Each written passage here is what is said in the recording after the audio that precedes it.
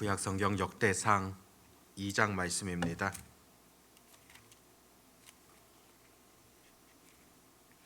역대상 2장 1절에서 24절입니다. 역대상 2장 1절에서 24절입니다. 같이 하나님의 말씀을 읽도록 하겠습니다. 이스라엘의 아들은 이러하니 루벤과 시므온과 레위와 유다와 이사갈과 스불론과 단과 요셉과 베냐민과 납달리와 갓과 아셀이더라. 유다의 아들은 에르와 오난과 셀라니 이 세 사람은 가나안 사람 수아의 딸이 유다에게 낳아준 자요. 유다의 맏아들 에르는 여호와 보시기에 악하였으므로 여호와께서 죽이셨고, 유다의 며느리 다말이 유다에게 베레스와 세라를 낳아 주었으니 유다의 아들이 모두 5이더라. 베레스의 아들은 헤스론과 하무리요, 세라의 아들은 시므리와 에단과 헤만과 갈골과 다라니 모두 5사람이요. 갈미의 아들은 아가리니 그는 진멸시킬 물건을 범하여 이스라엘을 괴롭힌 자이며, 에단의 아들은 아사랴더라. 헤스론이 낳은 아들은 여라무엘과 람과 글루베라. 람은 암미나답을 낳고 암미나답은 나손을 낳았으니 나손은 유다 자손의 방백이며, 나손은 살마를 낳고 살마는 보아스를 낳고 보아스는 오벳을 낳고 오벳은 이세를 낳고 이세는 맏아들 엘리압과 둘째로 아미나답과 셋째로 시므아와 넷째로 느다넬과 다섯째로 рат대와 여섯째로 오셈과 일곱째로 다윗을 낳았으며, 그들의 자매는 수르야와 아비가일이라. 수르야의 아들은 아비세와 요압과 아사엘 삼형제요. 아비가일은 아마사를 낳았으니 아마사의 아버지는 이스마엘 사람 예델이었더라. 헤스론의 아들 갈렙이 그의 아내 아수바와 여리옷에게서 아들을 낳았으니 그가 낳은 아들들은 예셀과 소박과 아르돈이며, 아수바가 죽은 후에 갈렙이 또 에브라스에게 장가들었더니 에브라시 그에게 훌을 낳아 주었고, 훌은 우리를 낳고 우리는 부살레를 낳았더라. 그 후에 헤스론이 60세에 길르앗의 아버지 마길의 딸에게 장가들어 동침하였더니 그가 수굽을 헤스론에게 낳아 주었으며, 수굽은 야일을 낳았고 야일은 길르앗 땅에서 23성읍을 가졌더니 그술과 아림이 야일의 성읍들과 그낙과 그에 딸린 성읍들 모두 60을 그들에게서 빼앗았으며, 이들은 다 길르앗의 아버지 마길의 자손이었더라. 헤스론이 갈렙 에브라다에서 죽은 후에 그의 아내 아비야가 그로 말미암아 아수울을 낳았으니 아수울은 드고아의 아버지더라. 아멘. 역대상이 시작되면서 계속하여서 족보가 나타나는 것을 보게 되어집니다. 오늘 2장 1절과 2절 말씀에서는 이스라엘의 아들들이 기록되어집니다. 이스라엘 곧 야곱의 12아들이지 않습니까? 12아들 가운데 그 육신적으로 장자는 르우벤이라고 볼 수가 있습니다. 그런데 그 12아들 가운데 영적으로 장자는 누구를 꼽을 수 있을까요? 아마도 요셉이 아닐까 생각되어집니다. 형들에 의하여서 요셉이 애굽 땅으로 팔려가지만은 그 요셉이 하나님을 신실하게 믿음을 통하여서 애굽의 총리에까지 올라가게 되어집니다. 훗날에 기근으로 시달렸던 그 요셉의 아버지 형제들도 애굽으로 찾아오게 되고 결국 요셉과 만남이 이루어지게 됩니다. 그 요셉을 통하여서 이제 그 가족들이 애굽으로 이주하게 되어지고, 또 애굽에서 오랫동안 살다가 또 가나안으로 이끌게 되어지는 그런 과정들을 성경 속에서 보게 되어집니다. 또 12아들들 가운데 그 예수님의 직접적인 조상은 누구입니까? 바로 그 아들들 가운데 유다라고 볼 수가 있습니다. 그 예수님께서는 그 유다의 후손을 통하여서 이 땅 가운데 오시게 되어지는 그런 과정들도 보게 되어집니다. 그렇기 때문에 3절부터 보면은 또 구체적으로 12 아들 가운데 유다의 아들들은 이러하다 그렇게 기록되어진 것을 보게 됩니다. 그런데 이 유다의 아들들 가운데 특별히 눈에 띄는 한 사람을 발견하게 됩니다. 3절 뒷부분에 보면 유다의 맏아들 에르는 여호와 보시기에 악하였으므로 여호와께서 죽이셨고, 유다의 맏아들이었던 에르에 대하여서 평가를 하고 있는데 여호와 보시기에 악하였다 그렇게 기록합니다. 사람이 보는 관점이 아니라 하나님께서 바라보실 때 어떠하였다 그렇게 지금 말씀하고 있습니다. 실제로 우리도 이 땅을 살아나가면서 하나님 보시기에 어떨까 그것에 여전히 주목해야 되지 않겠습니까? 어제 우리가 주일 예배 설교를 통하여서도 서머나 교회에 보낸 그런 편지를 살펴보았습니다. 서머나 교회 환란과 궁핍 가운데 있었던 그런 교회입니다. 황제 숭배를 하지 않는다는 그런 이유로 또 이방신을 따르지 않는다는 그런 이유로 여러 박해를 받았던 그런 교회였으며 또 물질적으로도 어려움을 당하였던 그 서머나 교회의 성도들이지 않습니까? 서머나 사람들이 바라볼 때 그 서머나 교인들 참 어리석게 바라보지 않겠습니까? 예수님을 믿는 그 믿음만 포기하면 될 텐데 그 믿음을 끝까지 고수하다가 여러 어려움들 다 그대로 받고 있습니다. 왜 그렇게 어렵게 사냐 얼마든지 주변 사람들 책망할 수 있는 그런 형편입니다. 그런데 우리 주님께서는 그 서머나 교회를 향하여서 실상은 너희가 부요한 자다 그렇게 말씀해 주셨습니다. 서머나 지역에 있었던 많은 부자들 그들이 부요한 것이 아니라 실상은 서머나 교회에서 믿음을 지키고 있는 너희들이 부요한 사람들이다 그렇게 전해 주셨다는 것입니다. 바울도 이런 고백을 합니다. 고린도후서 6장 10절에 보면 근심하는 자 같으나 항상 기뻐하고 가난한 자 같으나 많은 사람을 부요하게 하고 아무것도 없는 자 같으나 모든 것을 가진 자로다. 바로 바울의 고백이며 하나님께서 바라보시는 그런 관점이지 않습니까? 가난한 자 같지만은 오히려 많은 사람을 부요하게 만들고 아무것도 없는 자 같지만은 모든 것을 가진 자다. 하나님께서 바라보시는 그런 평가라고 볼 수가 있습니다.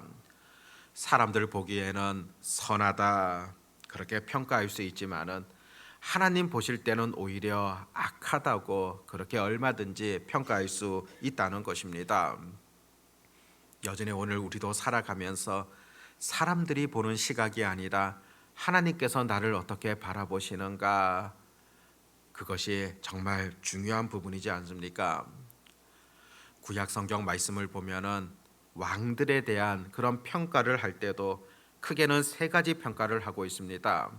첫 번째는 여호와 보시기에 악을 행하였다 그런 평가입니다. 남유다의 아하스 왕 또 므낫세 왕 대표적으로 여호와 보시기에 악을 행하였다 그렇게 기록합니다. 두 번째는 여호와 보시기에 정직하게 행하였지만 아쉬운 사람들이 있는 것을 보게 됩니다. 정직히 행하였지만은 산당은 제거하지 않았다. 정직히 행하였지만은 온전한 마음으로 행하지 않았다. 정직히 행하였지만은 여호와의 성전에 들어가지는 아니하였다. 이런 평가를 내리는 왕들도 존재합니다.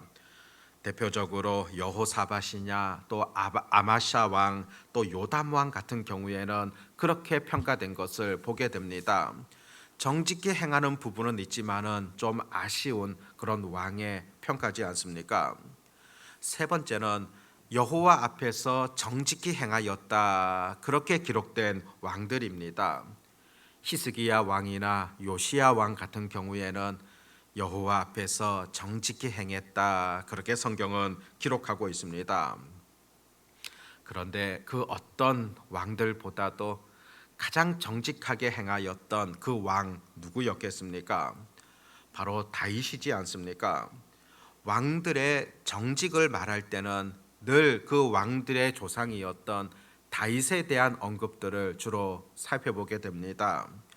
열왕기하 18장 3절 말씀을 보면 히스기야가 그의 조상 다윗의 모든 행위와 같이 여호와께서 보시기에 정직하게 행하여, 히스기야를 평가하면서 그의 조상 다윗과 같이 정직히 행하였다 말씀합니다.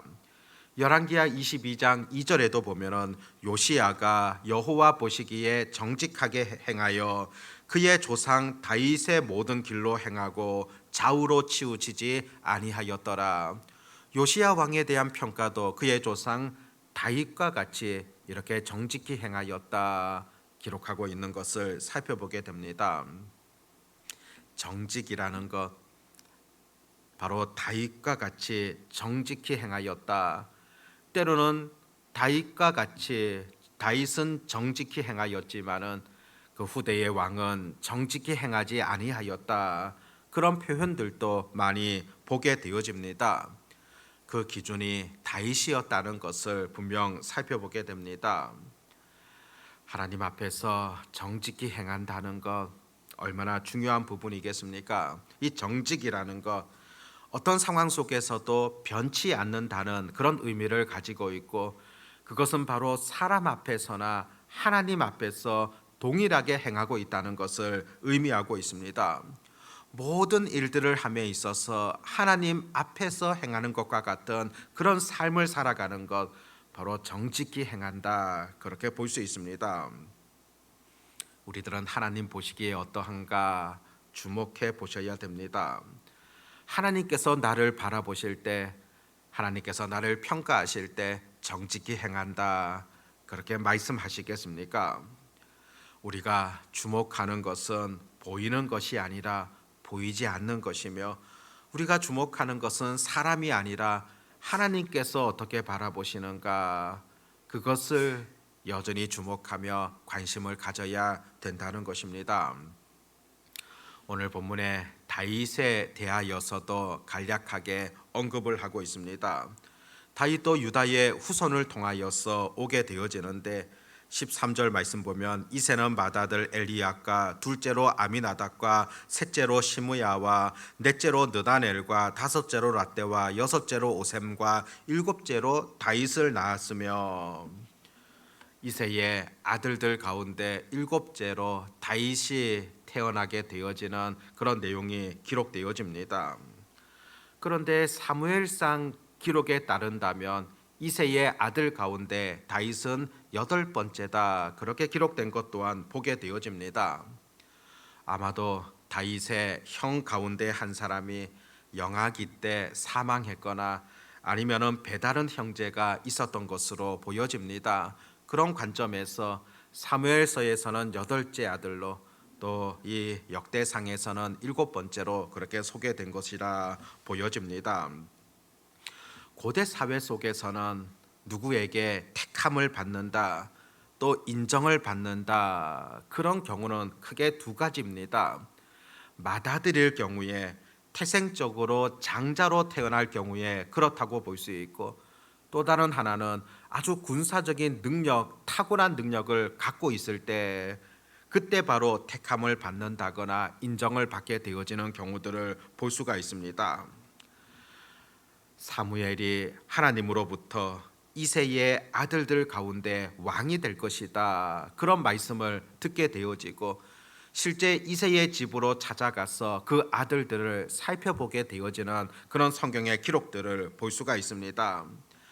당연히 하나님께서 이새의 집에 가서 그 아들 가운데 왕이 될 것이다, 가장 먼저 맏아들을 찾게 되어집니다. 이새의 맏아들 엘리압을 보니까 건장하고 또 전장에서도 오랫동안 있었던 용사였습니다. 마땅히 엘리압일 것이다, 그렇게 생각하고 기름을 부으려고 하지만은 하나님께서는 아니라고 명령하셨습니다. 하나님은 오히려 용모와 키를 보는 것이 아니라 그 중심을 보신다, 그렇게 말씀합니다. 첫째가 아니라고 한다면 둘째를 찾아가서 하려고 했는데 하나님은 둘째도 아니라고 합니다. 이렇게 셋째, 넷째 이어가지고 결국 막내까지 이르게 되어집니다. 사실상 막내는 그 대상자에 끼이지도 못하고 그 아들들 가운데 함께 있지도 못하고 혼자 양을 돌보기 위하여서 나갔던 그런 상황이었습니다. 다윗 같은 경우에는 태생적으로 막내였고 또 당시에 군사적으로 큰 능력이 있었던 것도 아니라고 볼 수 있습니다. 그렇다면 사람들의 눈에 따라 택함을 받는 면에서는 아주 가장 떨어진 인물이 바로 이 다윗이라고 볼 수 있습니다. 그럼에도 하나님께서는 그 다윗을 택하셨고 또 다윗을 기름 붓게 되어지고 결국 왕으로 삼게 되어지는 그런 계획들을 보게 되어집니다. 하나님께서 바라보시는 관점은 사람과는 다르다는 것을 분명 가르쳐 줍니다. 하나님께서 바라보시는 그 관점은 그 사람 속에 있는 그 믿음들, 그 중심이 어떠한가, 그것을 살펴보시는 하나님이심을 우리가 분명 깨닫게 되어집니다. 하나님이 어떻게 바라보실까? 여전히 오늘 우리의 관심이 되어져야 합니다. 오늘 하루를 살아가면서도 여호와 보시기에 이러하였다, 나는 어떤 평가를 받고 싶습니까? 여호와 보시기에 정직히 행하였다, 여호와 보시기에 정말로 믿음으로 행하며 믿음으로 살아가고 있다, 이런 평가들이 사람이 아니라 하나님으로부터 우리가 받아야 되는 그런 평가지 않겠습니까? 오늘 이 말씀을 기억하면서 오늘 또 하나님 앞에서 코람데오의 그런 마음을 가지고 하나님 앞에서 정직히 행할 수 있는 그런 복된 날 되어지시기를 바랍니다. 기도하겠습니다. 하나님 아버지, 오늘 말씀을 통하여 주시는 그런 교훈들을 들여다보게 되어집니다. 유다의 맏아들 에르는 여호와 보시기에 악하였다고 그렇게 평가하고 있습니다. 그런데 다윗은 여호와 보시기에 늘 정직히 행하였고 여호와께서 가장 기뻐하셨던 그런 하나님의 백성이었다는 사실들을 바라보게 되어집니다. 오늘 우리의 삶에 있어서도 사람들이 바라보는 그 관점이 아니라 하나님께서 나를 어떻게 바라보시는가, 그것에 주목할 수 있도록 도와주시옵고 또 하나님께서 나에 대한 그 평가가 어떠한가를 늘 돌아보며 살아갈 수 있는 그런 삶이 되게 해주시기를 간절히 소망합니다. 아버지 하나님, 세상에서 또 한 주를 시작하는 월요일입니다. 이번 한 주를 살아감에 있어서도 무엇보다 하나님 앞에서 살아가게 하여 주시옵시고 사람들의 시선 그것에만 머무르는 것 아니라 하나님께서 바라보시는 그 시선, 그 중요성을 인정하며 살아갈 수 있는 그런 삶이 되게 하여 주시옵소서. 아버지 하나님, 우리 흥덕 향상교회 모든 성도들을 하나님의 능력의 손으로 늘 어루만져 주시옵고 늘 보살펴 주시고 이끌어 주시기를 소망합니다. 육신의 질병으로 인하여서 고통당하는 자들 가운데 하나님의 능력의 손으로 어루만져 주시옵고 또 잘 회복되어지도록 은혜를 베풀어 주시기를 간절히 소망합니다.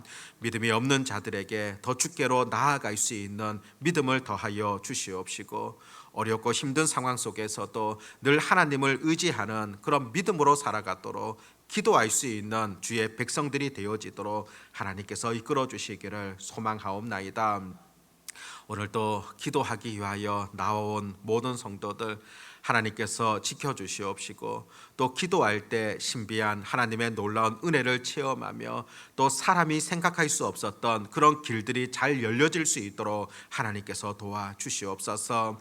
구하는 자들에게 주시겠다고 약속해 주셨던 하나님의 풍성한 은혜들을 온전히 경험케 하여 주시옵소서. 오늘 하루도 하나님께 맡기고 주 앞에서 정직히 살아가기를 간절히 소망하오며 우리 주 예수님의 이름으로 기도드립니다. 아멘.